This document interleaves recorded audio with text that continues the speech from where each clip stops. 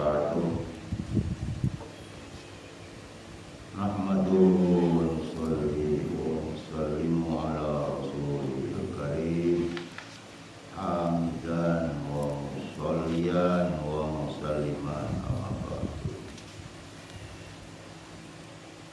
Tuan-tuan, para hadirat, para jamaah subuh yang berbahagia, qadarna Allah wa iyyakum. Wa nafa'ana bihi wa bi ulumihi wa amatana bi asrarihi wa a'adda alaina min barakatihi bid-darain amin. Allahumma nawwir qulubana bi nuri hidayatika kama nawwartal arda bi nuri syamsika abadan abada. Masih melanjutkan tentang nur, tentang cahaya. Itu dari surat apa ya kemarin yang berbunyi Allahu nur samawati wal ardi. Matalun nurihi kamishkatin fiha misbah. Al-misbahu fi zujajah. Al-zujajatu ka'annaha kawkabun durriyyun yuqadu min syajaratin mubarakatin zaitunatin la syarqiyatin wala gharbiyah. Yakadu zaituha yudhi'u walau lam tamsashu nar. Nurun ala nur. Yahdillahu linurihi may yasha' wa yadribullahu al-amthala lin-nasi wallahu bikulli syai'in alim. An-Nur 33. Bahwasanya Allah Subhanahu wa taala itu sumber cahaya di langit dan di bumi. Allah yang memancarkan nur pada langit dan bumi. Dan perumpamaan cahaya Allah Subhanahu wa taala itu adalah seumpama sebuah lubang yang tak tembus. Dalam lubang itu ada pelita besar. Pelita itu di dalam kaca, dan kaca itu laksana bintang yang bercahaya seperti mutiara yang dinyalakan dengan minyak. Dari pohon yang banyak berkahnya, yaitu pohon zaitun yang tumbuh tidak di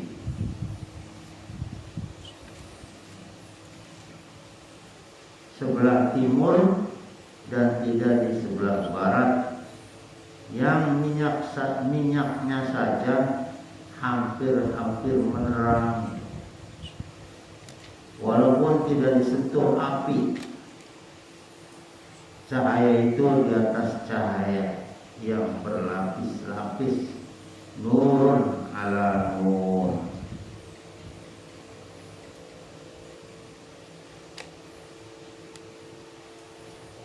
Yahdillahu linurihi. Allah membimbing kepada cahayanya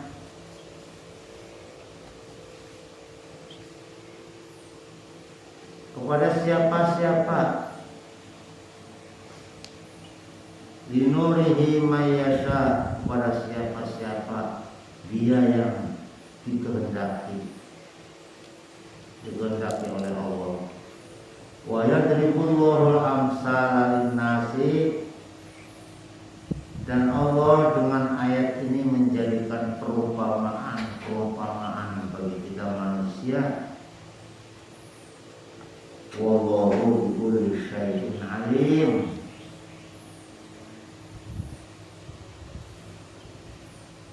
Dan Allah itu adalah Maha mengetahui dengan segala sesuatu.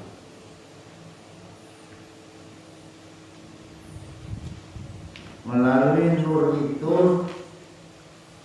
Allah sorot kepada siapa yang Allah kehendaki.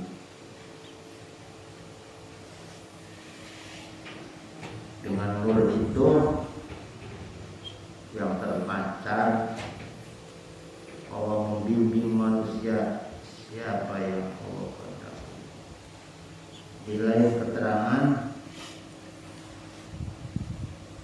iya syak fal yu'min wa iya syak fal yakfur. Jika seandainya Allah menghendaki orang itu menjadi orang beriman, jadilah dia beriman. Kalau Allah menghendaki orang kafir, ya jadilah kafir.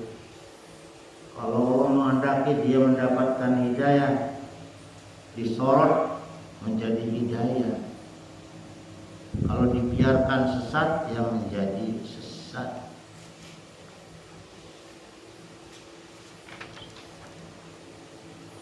An-Nur itu ialah artinya Allah memberi cahaya kepada langit dan bumi. Al-Miskat itu dimisalkan lubang dada mukmin. Az-Zujaja itu dimisalkan qalbu, hati orang mukmin.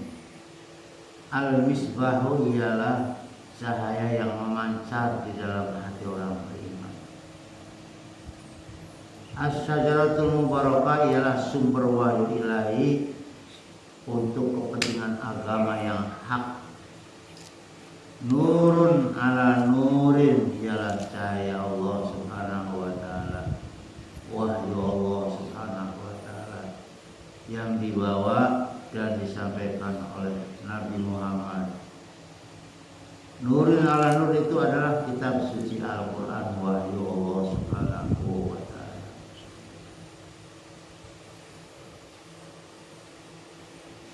Cahaya yang menembus ke lubang hati yang ada di dalam dada manusia. Kalau tidak dipahami dengan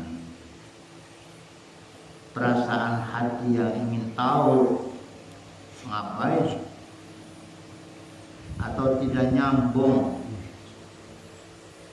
Tapi kalau orang yang di dalam dirinya ada rasa tolak, rasa ingin belajar, rasa penasaran ingin tahu, maka dicarinya paham itu. Jadi untuk memahami ayat ini, kalau boleh dibilang, harus menggunakan hati yang basah, perasaan penasaran ingin tahu. Jangan ditanggapi dengan hati yang kering, hanya sekedar mendengar aja, tidak dipikirkan, ya udah seperti itu, hanya kedengaran suara. Kalau orang yang sudah beriman mendapat limpahan nur dari Allah Ta'ala, kalau menjelaskan akhirat itu hatinya menjadi perasa. Kalau ada keterangan neraka, maka akan minta perlindungan kepada Allah. Karena yang diceritakan di dalam Al-Quran itu adalah perasa, seolah-olah atau memang itu adalah nasib kita manusia, di surga atau di neraka.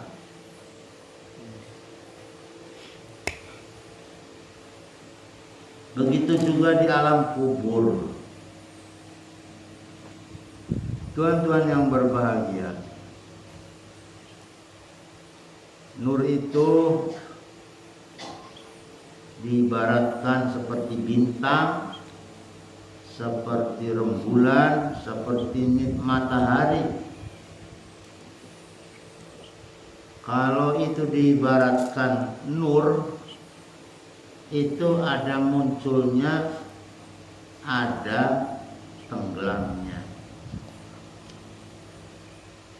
Tapi nur qalbi itu tidak pernah surut dari pandangan mata, nggak ada siang, nggak ada malam. Maka daripada itu kita harus bisa merasakan ada nur yang menerangi iyasa fal yu'min wa iyasa fal yakfur. Dengan nur itu Allah memberi hidayat. Kalau dikehendaki Allah beriman berarti dalam bimbingan. Kalau Allah menghendaki kufur ya dibiarkan gelap. Jemaah yang berbahagia, selanjutnya adalah kelanjutan dari penjelasan nur tersebut. Sedangkan penjelasan dikembangkan terus berkembang. Nah, kalau kita tidak dipahami dari dulu kemana arah bicara ini. Kalau nur ilahi atau yang disebut juga nurul rububiyah dari kata Rabbun adalah pemberi sinar cahaya dalam batin manusia. Maka apabila menghendaki untuk menampakkan ketentuannya kepada hambanya, niscaya nur ilahi itu bercahaya atas wajah manusia itu. Ketika itu maka berkuasalah ruhaniyahnya atas basirohnya, berkuasa batiniyahnya atas lahiriahnya. Dalam pada ini tiada lagi tinggal bekas-bekas keinsanannya atau dari basirohnya. Dalam tahap ini maka menjelmalah indranya itu, seluruh indranya itu menjadi nur bercahaya. Ini diambil dari Iqodul Himam. Iqodul Himam itu sarahnya hikam. Situasi yang demikian itu kadang-kadang pancaran sinar sifat ilahi itu al-mawjudu wal qidamu, yang maha ada dan qidam itu kekal. Qidam itu dahulu, sedia kala. Qidam itu dahulu, sedia kala.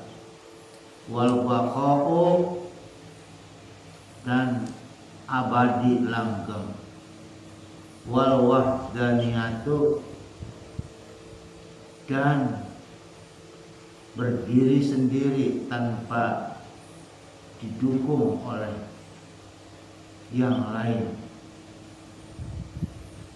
Dan sama-sama sifat Tuhan, baik sifat-sifat wujudiyah atau sifat salbiyah atau sifat ma'ani dan sekalipun sifat maknawiyah, bercahayanya pada wujud keserasian yang bersifat gelap gulita.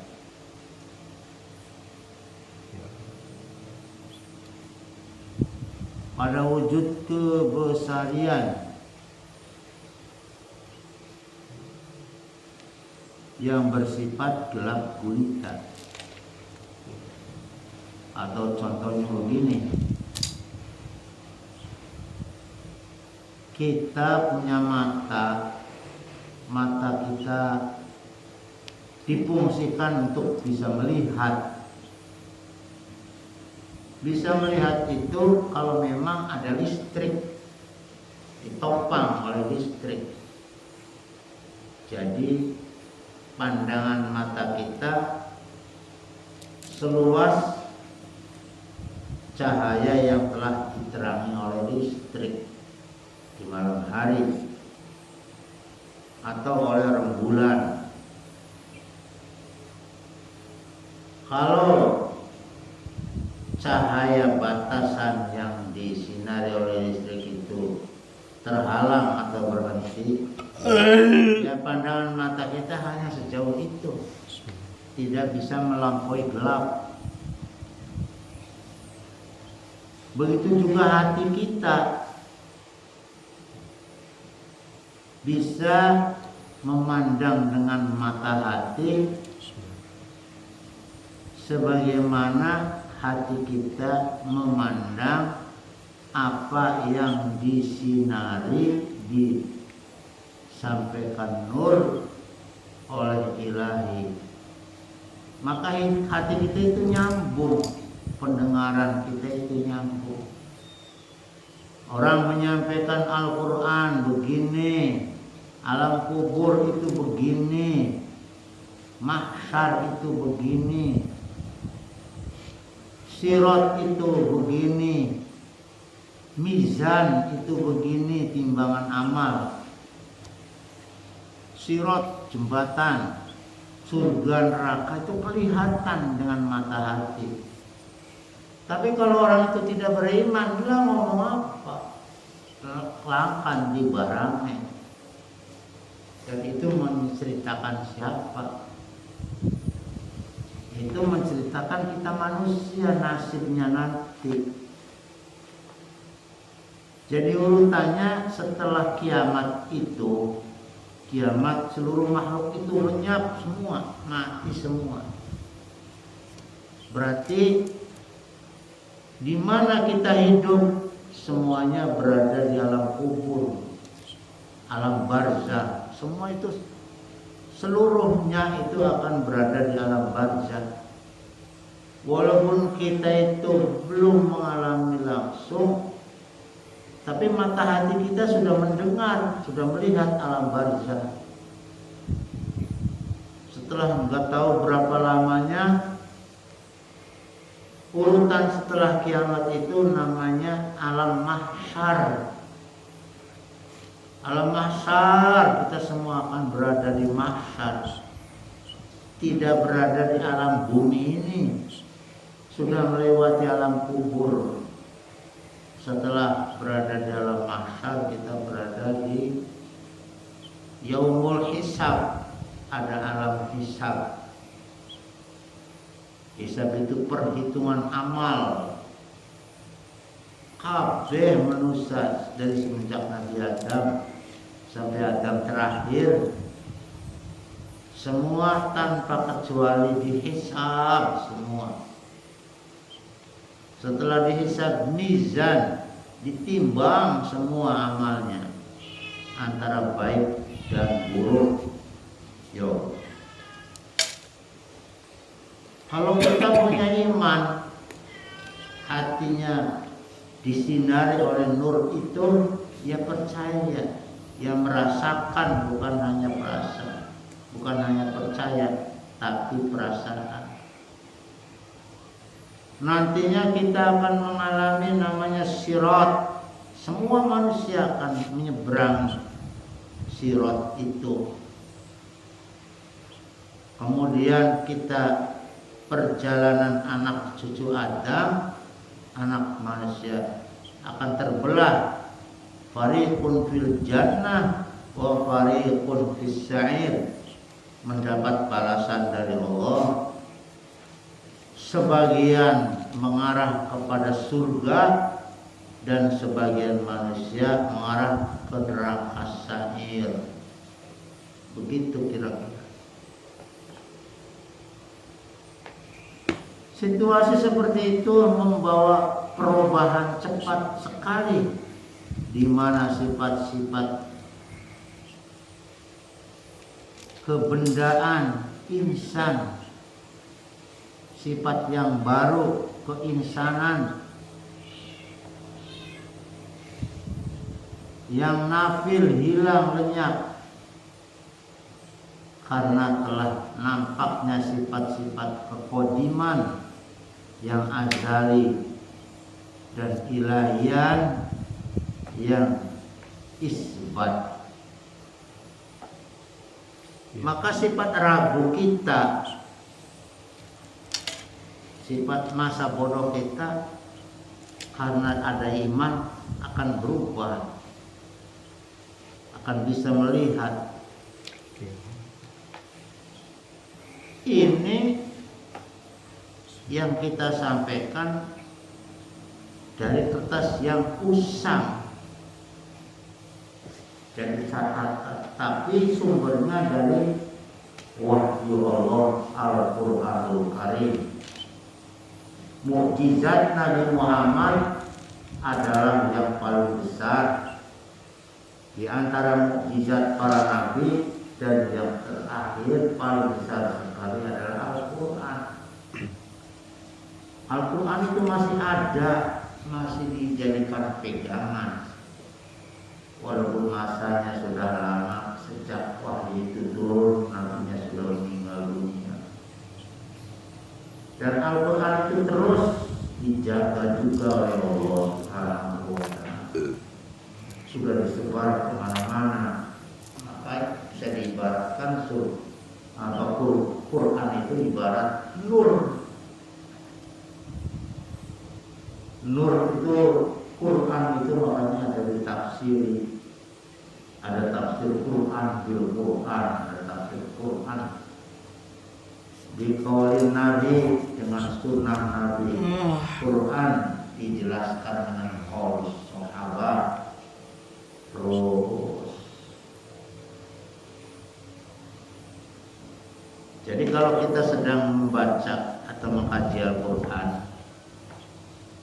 kalau mendengar isinya, kalau orang ingin mengerti, ada rasa sifat, rasa penasaran ingin mengerti, berarti bukan suara saya yang didengar, tetapi suara Al-Quran, suara yang bersumber dari Al-Quran. Ma yakhruju baina syafataini illa isyaratan. Apa yang meluncur dari di antara kedua bibir kami atas bawah itu suara adalah isyarat. Waktibaron lan sebagai gambaran.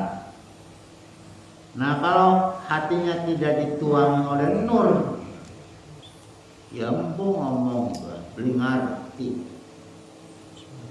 orang nyambung. Sementara antara ayat dengan ayat kadang-kadang berpengertian kontradiksi. Satu ayat menjelaskan Tuhan itu tidak bisa dilihat oleh mata, akhirat juga nggak bisa dilihat oleh mata, alam yang belum terjadi, alam yang belum kita alami, masanya barangkali masih jauh, termasuk perkara gaib. Maka di situ dikatakan di dalam Al-Quran, alladzina yu'minuna bil ghaibi. Orang yang beriman adalah orang yang mengimani tentang alam yang gaib. Alam yang kalau dikaji akan menemukan keindahan. Jadi manusia itu adalah insan makhluk Allah Subhanahu wa Ta'ala yang rumit untuk dibaca.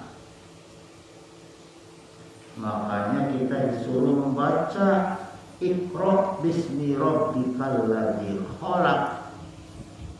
Bacalah dengan atas nama Tuhan yang menciptakan. Diri kita ini siapa? Wa fi anfusikum afala tubsirun. Lan iku ana ing dalam diri kita ke dalam afala tubsirun boyoto. Siraku kenapa tidak mempelajari, melihat dengan seksama? akhirnya menyadari akan dirinya sendiri, akhirnya akan sadar menemukan bahwa adanya Tuhan yang maha di atas segala-galanya. Kita ini dulunya tidak ada, lalu ada sekarang, dan nantinya kita akan kemana lagi, akan tidak ada lagi. Apakah itu bergerak dengan sendirinya? Ada orang yang mengatakan nanti dimakan oleh zaman dengan sendirinya, ya maka membacanya dengan Ainul Basiro, bukan dengan Ainul Roksi, bukan dengan pandangan mata kepala. Disinilah barangkali awal dari pengajian ini. Jamaah yang berbahagia, dalam situasi seperti ini maka bertempatlah makom batin keinsanan yang baharu itu ke dalam makom-makom kekodiman, kodim dalam kebakwaan Allah. Oleh karena itu maka manusia tidak mungkin melihat, tidak mungkin musyahadah, menyaksikan dengan Tuhan manakala belum lenyap sifat-sifat kebaharuannya. Karena sifat qadim dan sifat baharu mustahil bisa bersama-sama. Sifat baru sifatnya makhluk, sifat qadim sifatnya Allah.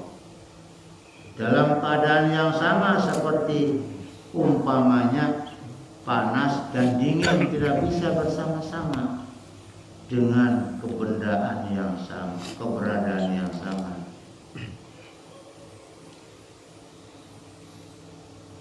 Jadi untuk melihat Allah dengan mata yang baru gak bisa, itu mustahil. La bi'ainir roksi, bukan menggunakan pandangan mata kepala. La tudrikuhul absor, tidak akan menemukan Tuhan. La tudrikuhu, sira ora bisa menemukan kepada Allah. Opo al absor, pandangan mata kepala. Bahwa Allah itu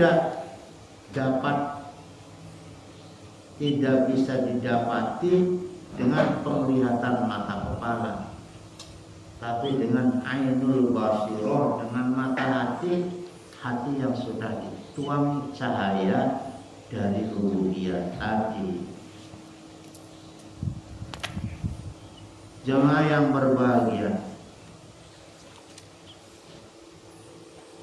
cahaya itu bertingkat-tingkat. Mula-mula nur yang datang itu disebut nur kesadaran. Nurul waridil intibah. Nurul waridil intibah. Mula-mula nur datang itu disebut nur intibah. Bahasa kitanya intibah itu nur kesadaran. Sebagian daripada fungsinya nur intibah ini ialah mengusir gelapnya lalai. An-nasu niyamun, manusia itu sedang terlena ibarat tidur. Wa idza matu intabahu, apabila nafsunya sudah mati, sudah takluk, intabahu, baru sadar. Mutu qabla an tamutu, matilah kamu sebelum waktunya mati. Mati yang dikehendaki di sini bukan mati seperti biasa raganya mati, gak ada nafas, tapi nafsu, ego karpe dewe diperlihatkan dengan yang hakiki baru sadar. Wa idza matul intabahu. Setelah itu nur itu dikatakan lagi nur zulmatul ghaflah.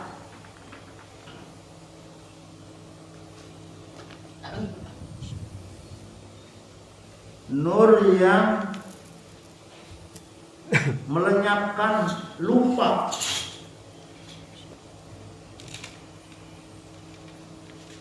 Zulmatul ghaflah, kegelapan yang menyebabkan orang itu lupa, terlena.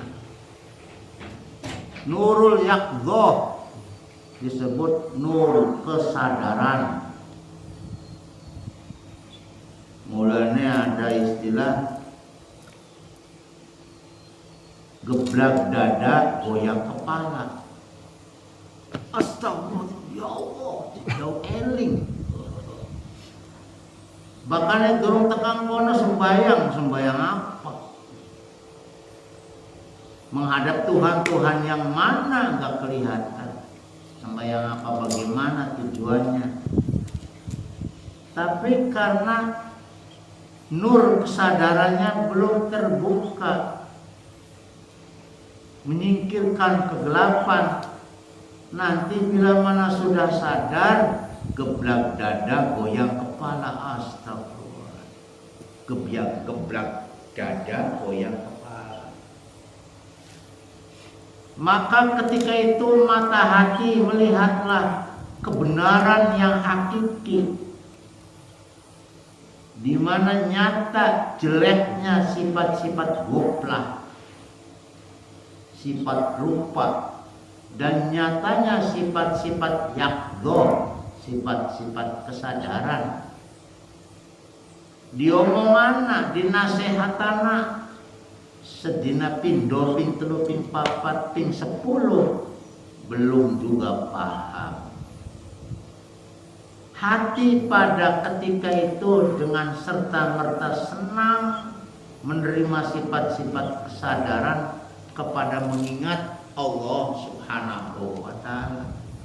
Makanya disebut zikrullah, eling karo Gusti Allah, dan meninggalkan apa-apa yang membuat dirinya lalai daripada mengingat Allah. Nur pada tingkat pertama ini disebut nur untuk mencari Allah. Nurut thalibin, cahayanya orang-orang para pencari kebenaran. Orang yang penasaran ingin paham lebih jauh. Kalau nggak ada dasar itu, Aanggar tahun amlam tundirum la yu'minun. Diomongi berkali-kali, ditakut-takuti, diberi kabar gembira dan neraka dan surga, kodek empuk, dimengerti. Bagaimana di dunia saja seperti itu, manakala ada keterangan nanti di alam kubur ada pertanyaan, Marrobuka, siapa Tuhanmu? Waman nabiyuka, siapa nabimu? Maka nggak mungkin bisa jawab. Barang siapa yang di dunianya tidak bisa, tidak ngerti, tidak bisa jawab, bagaimana mungkin nanti kelak nasibnya di alam barzakh saat didatangi oleh malaikat Munkar wa Nakir.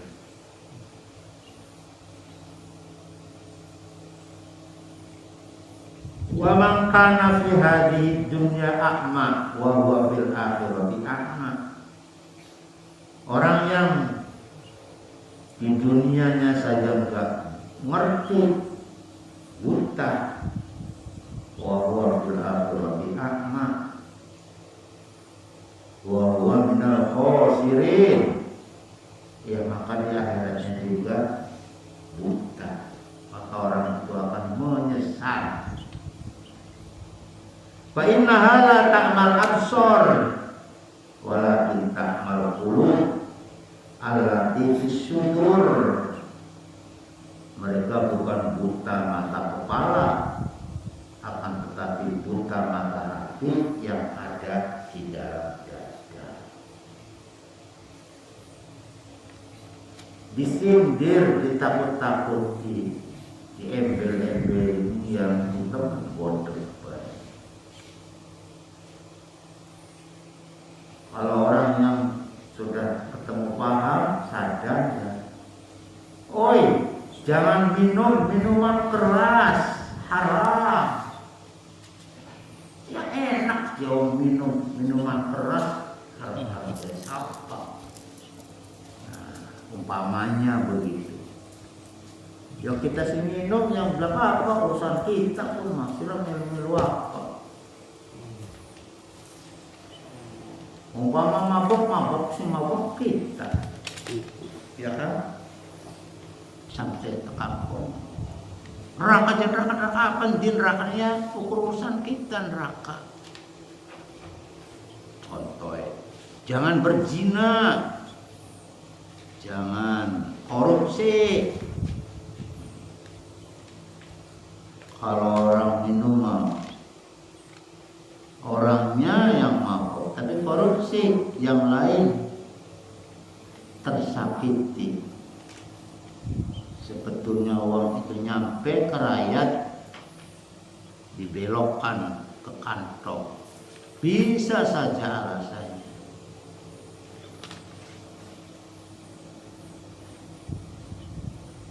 Jemaah yang berbahagia, ya Allah, kenapa kita sakit? Ya Allah, kenapa kita dililit utang? Ya Allah, kenapa ini menjadi susah? Ya Allah, kenapa ini dipecat?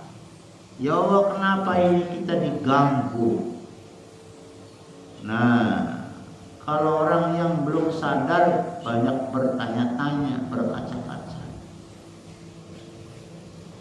Apalagi mendengar yang lain, sabda Nabi umpamanya. Jamaah yang berbahagia,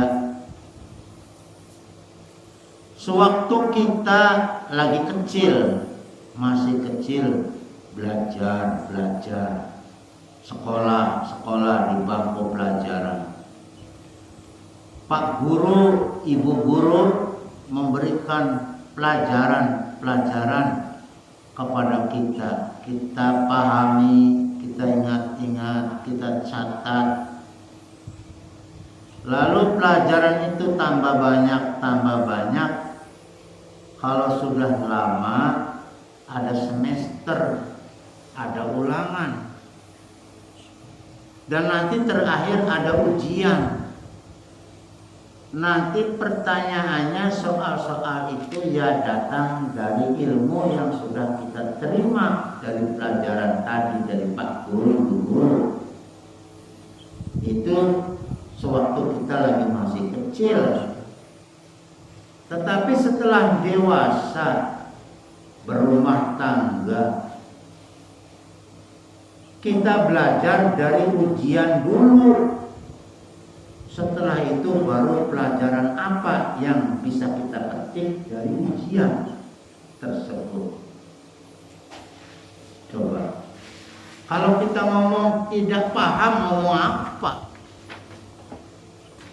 Tapi kalau orang itu paham, ya ngerti. Kalau sudah dewasa, kita sekolahnya dari ujian. Belajar dari ujian dulu yang telah kita terima. Loh, kenapa terjadi begini? Akhirnya dia menemukan, mencari jalan keluar. Setelah itu baru pelajaran apa yang bisa kita petik dari ujian tersebut. Orang bijak belajar di universitas kehidupan.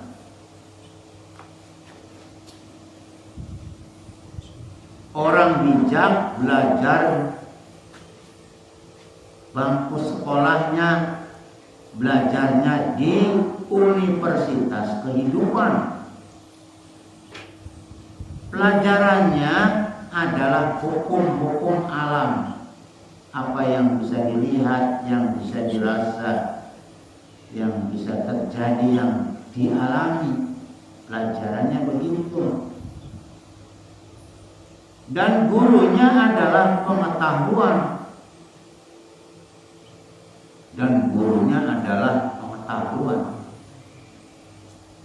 Apabila Allah suka dengan seseorang, maka orang itu akan diberi pelajaran oleh Allah Subhanahu wa taala.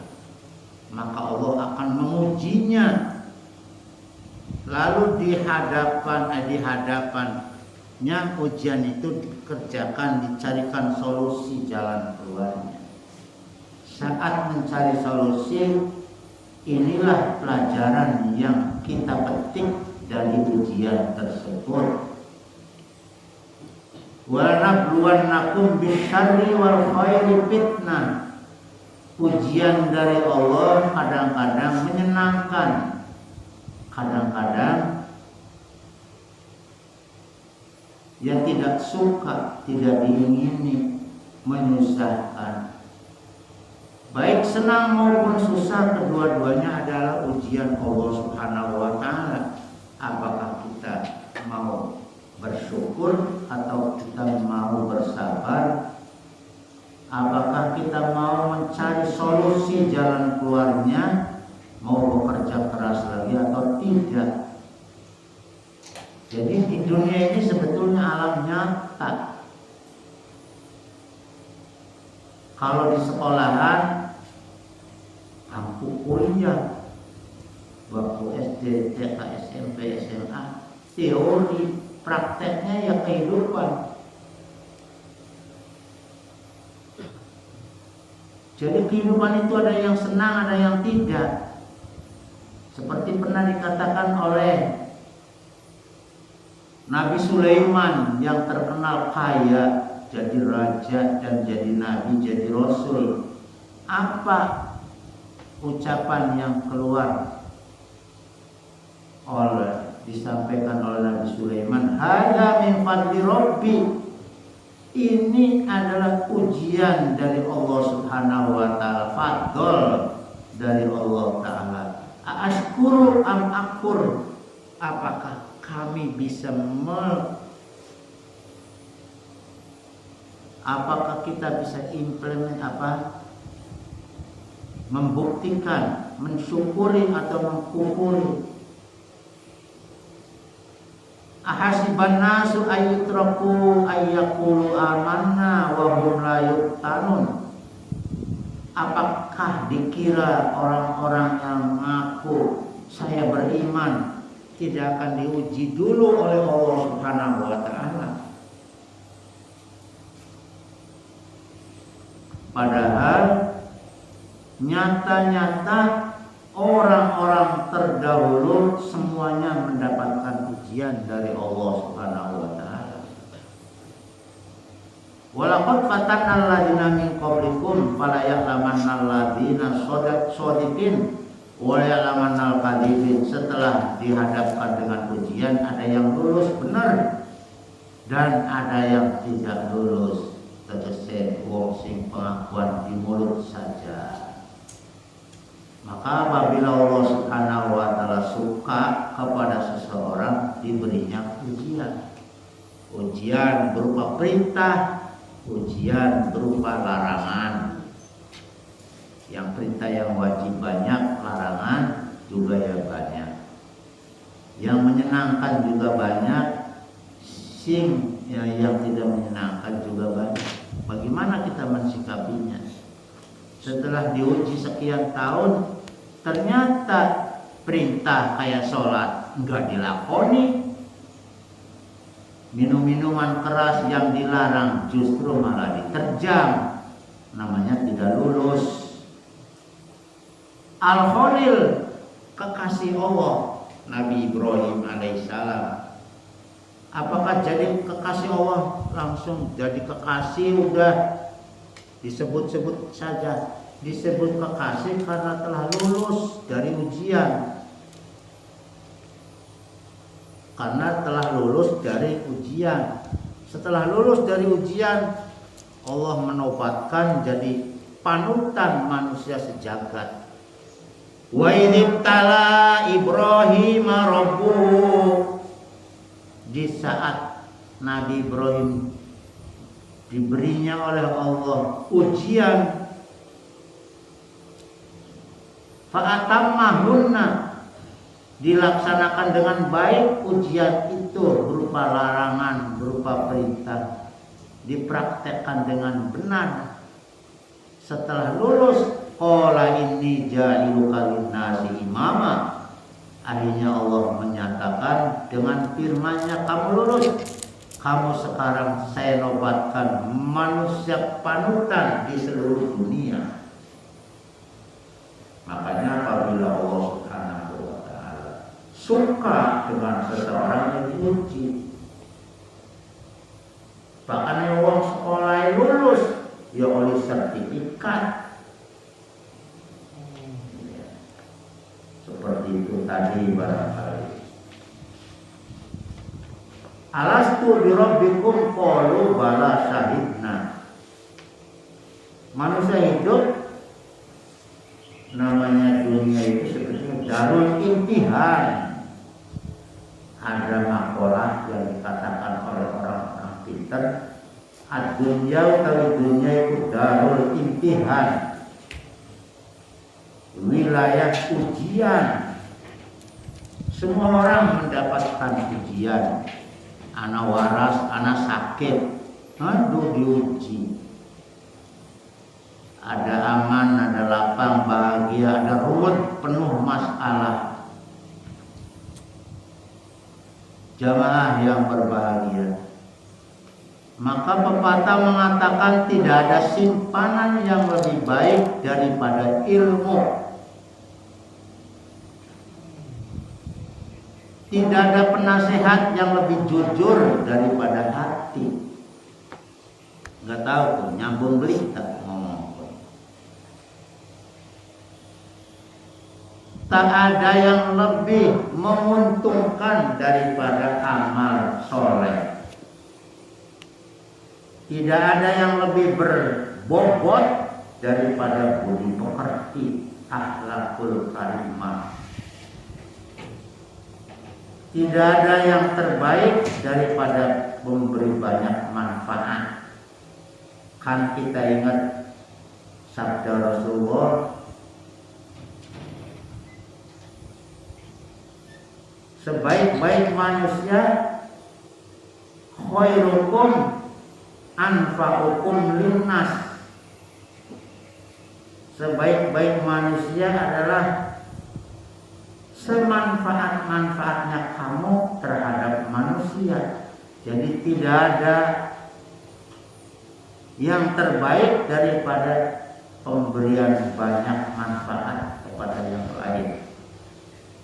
Tak ada yang lebih mengerikan daripada kematian. Maka disebut sekarat, sakaratul maut. Ada yang mengatakan sakaratul maut itu kayak kambing dikelotok hidup-hidupan.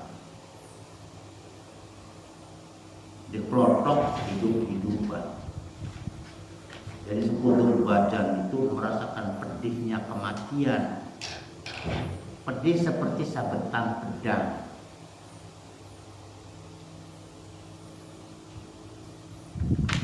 Lebih banyak orang yang menyesal karena terlanjur berbicara daripada orang yang bersyukur karena diam.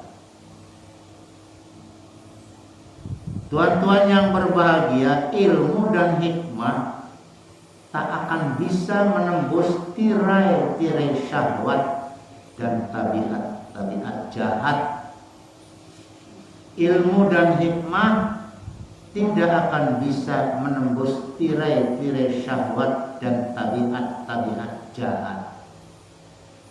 Berbuatlah kamu sekehendak kamu, kamu yang punya badan, kamu yang berbuat. Tapi ingat, ujungnya akan ada pembalasan.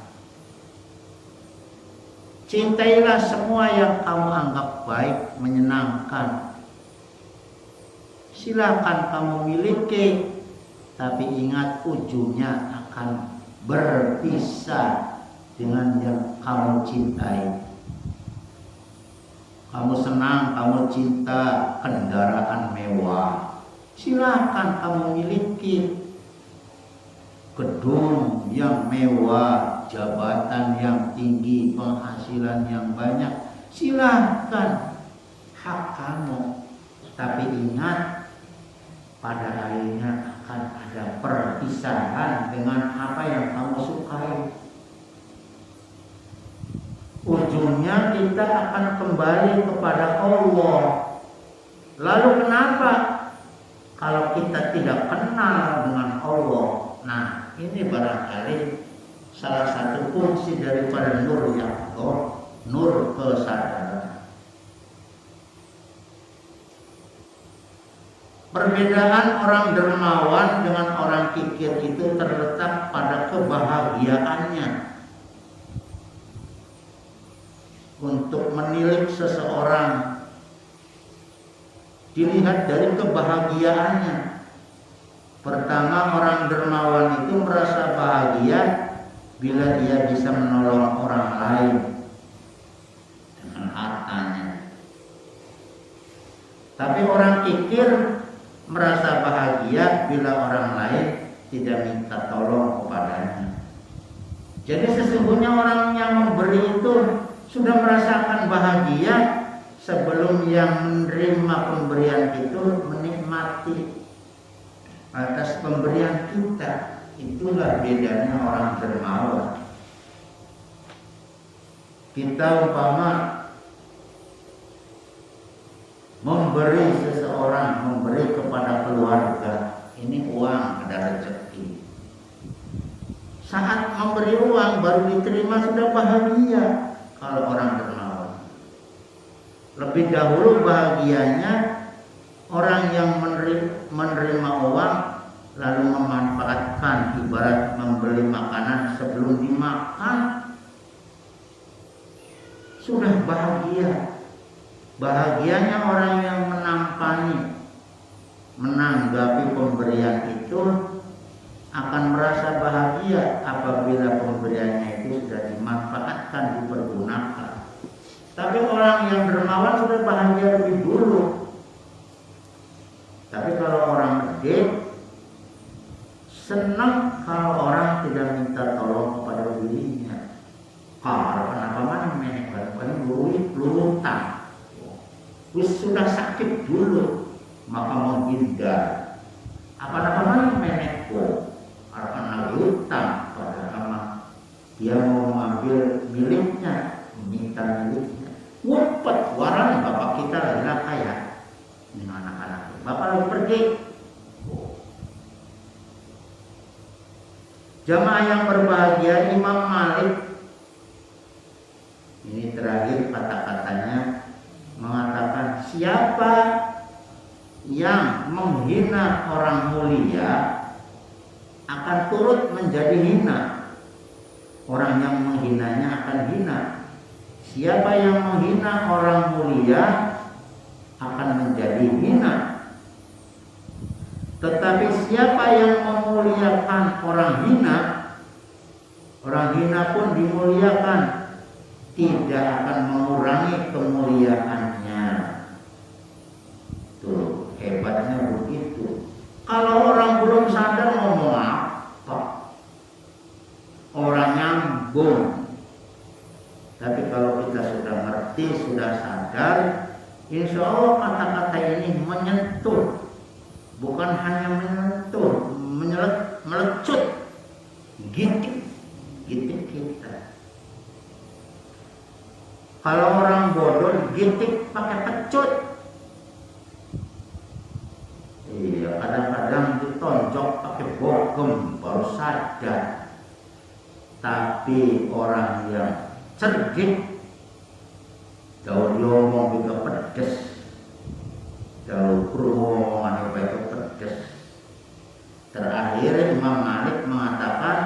siapa yang menghina orang yang mulia, maka orang itu akan menjadi hina.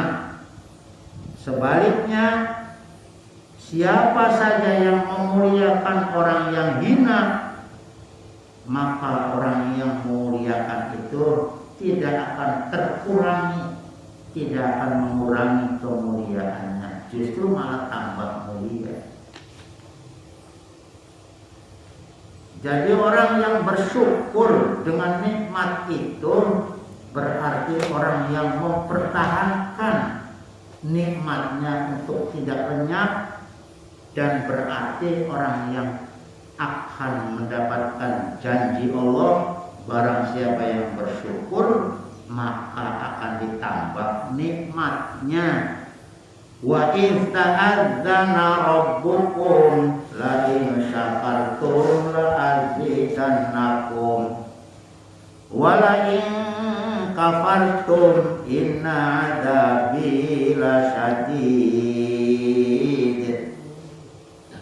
Jamaah yang berbahagia, wis takkan insyaallah. Ya kalau masih terus masih ada pembicaraan, tapi nanti pemikiran kita, wadah kita untuk memahami nantinya liber.